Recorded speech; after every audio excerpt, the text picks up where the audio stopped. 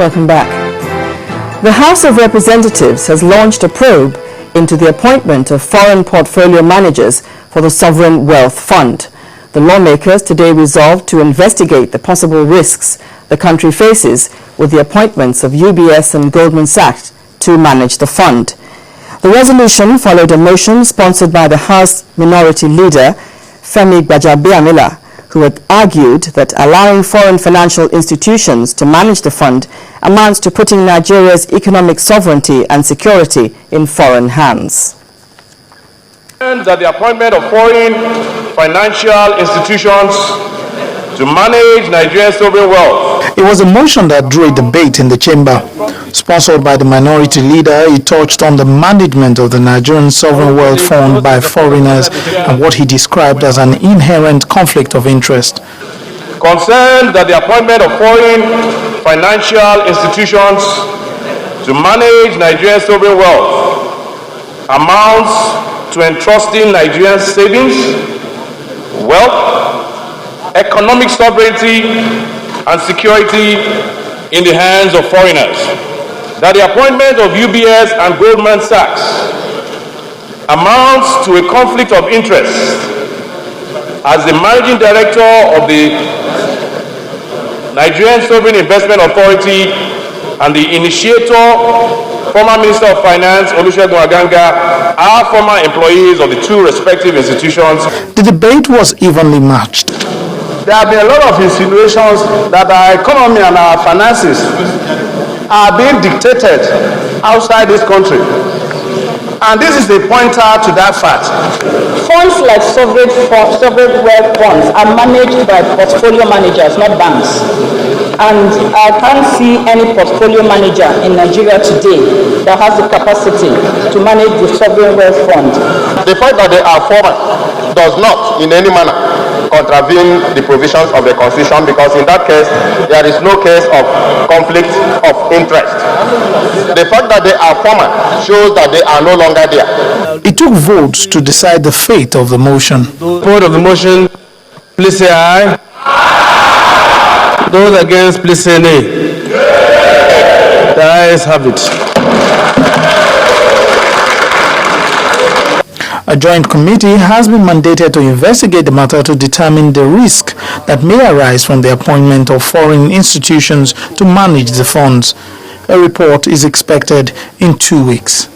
Lanre Lasese, Channels Television News. The worrisome situation in the nation's education sector has forced a civil society group in Kogi State to send an appeal to the state government to urgently save the basic education scheme from near collapse. Leading a protest to the state's education board in Lokoja, the group says that there is a need for an urgent turnaround of basic education. Our community report tonight looks at the matters arising in the Kogi Primary School program. Now, your turn.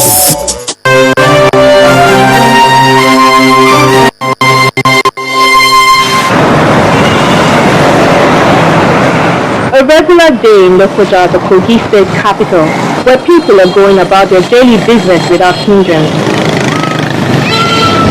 But there are those who are not so lucky.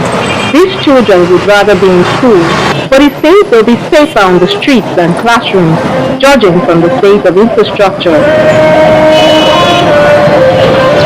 The deplorable condition of most primary schools in the state has led to protests by these civil society groups who took their grievances to the office of the State Universal Basic Education Board to bear.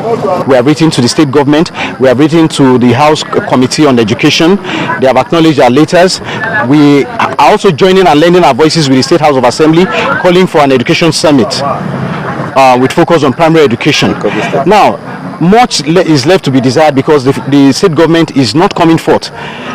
We got here this morning hoping that, with the way we came very peacefully, ensuring that we are here to advocate for SPEB. We met the chairman here, but he just walked out on us, acting as if what we are doing here does not make a meaning. A claim the state SPEB chairman denied. I didn't walk out on them. I planned a visit to a school in Ofu local government because we do on the spot visit of schools. I tried to look at what the characteristics of the crowd, and they looked like a hired crowd to me.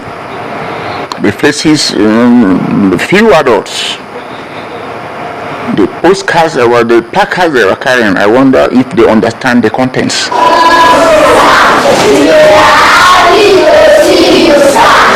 But the matter goes beyond providing a conducive learning environment. It deepens into teachers' salaries and welfare packages, a situation the state says it has under control. Everybody has been paid for the month of September, and then for the month of October, the payment is commencing immediately. All of that and the investigations into the exercise is still going on, so that we can arrive at the maximum level. We are committed to the cause of the teachers' welfare. The teachers, on the other hand, expressed worry over the deplorable condition in the primary schools and urged the government to pay more attention to education in the state.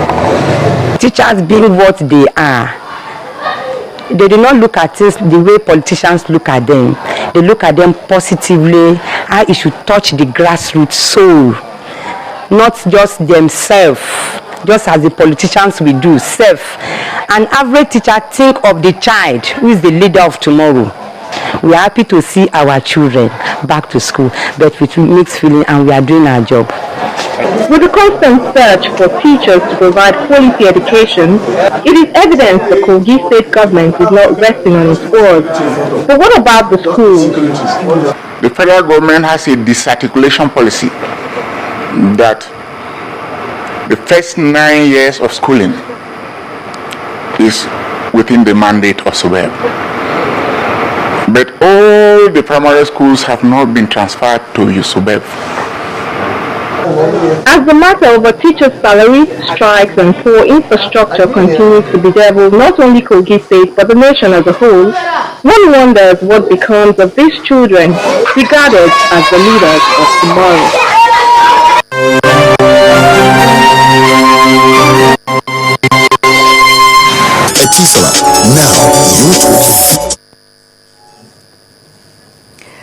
Now it's time for business news, and Joke Rogers is joining us. First Bank, truly the first.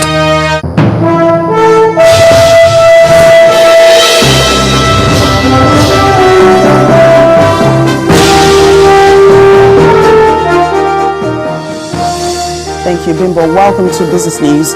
One of Nigeria's leading financial institutions, First Bank of Nigeria PLC, has launched into the market its First Club card as part of its First Bank loyalty program.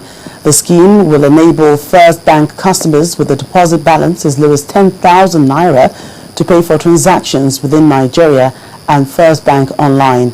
Our correspondent Oroluwa Shonibari reports. When searching for a good bank, you have to be very discerning. The term innovation can be defined as something original that breaks into the market. Your search is over at First Bank. This innovation can be an application of better solutions that meet new requirements. And that's exactly what First Bank Nigeria PLC is giving to its customers with the launch of its First Club card.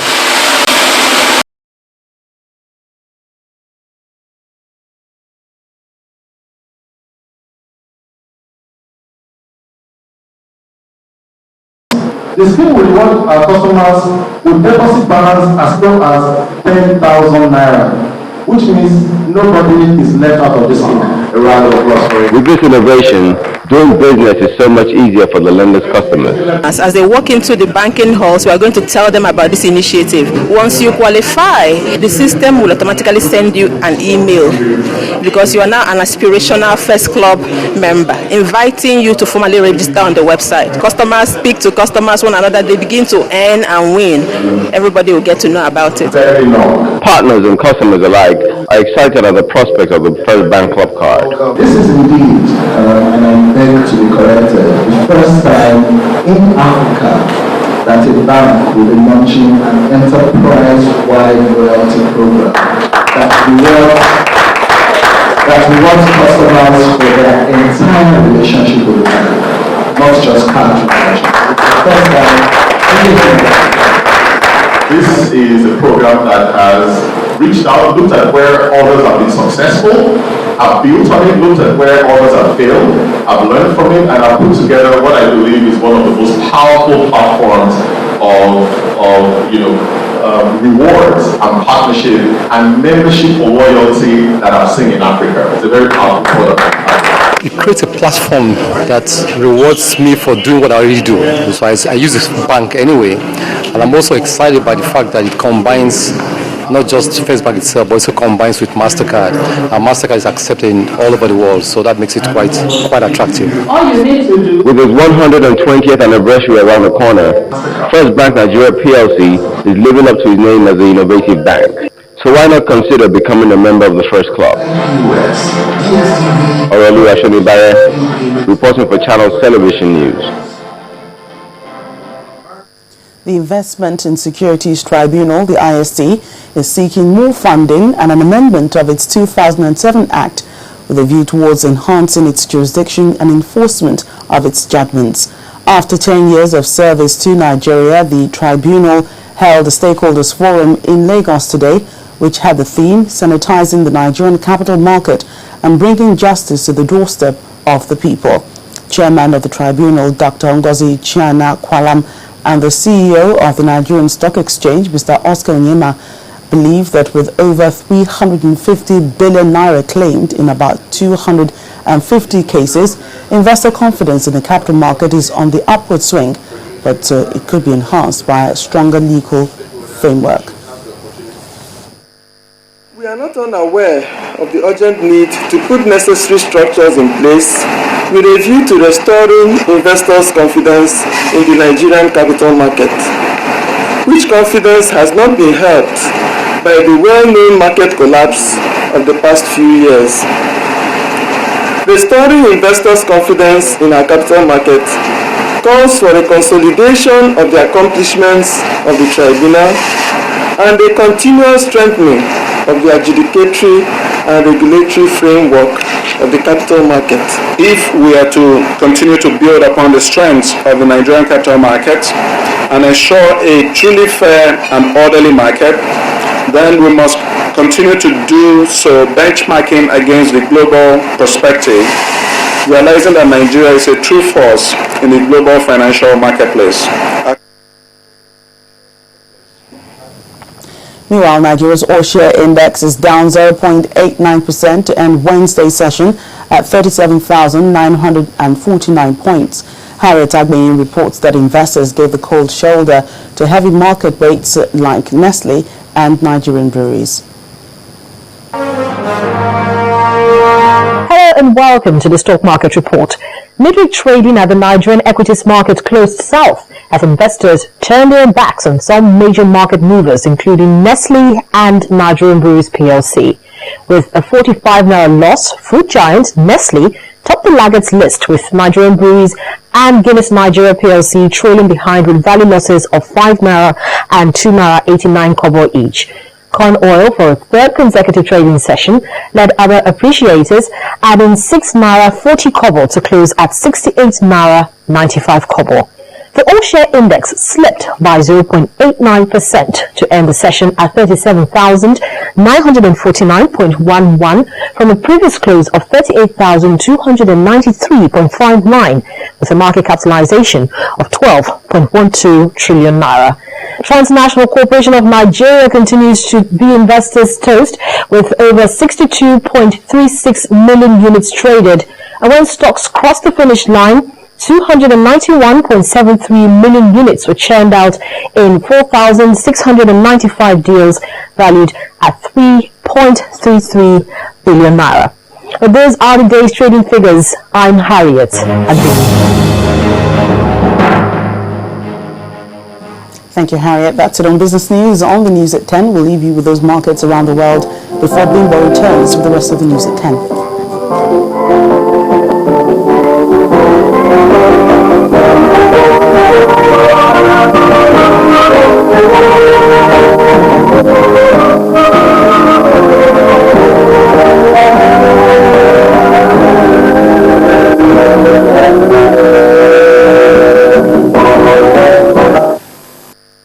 First Bank, truly the first. Still ahead on the news at 10. The Super Eagles of Nigeria intensify preparations for the World Cup qualifier against Ethiopia. That's on Sports News. Please stay with us.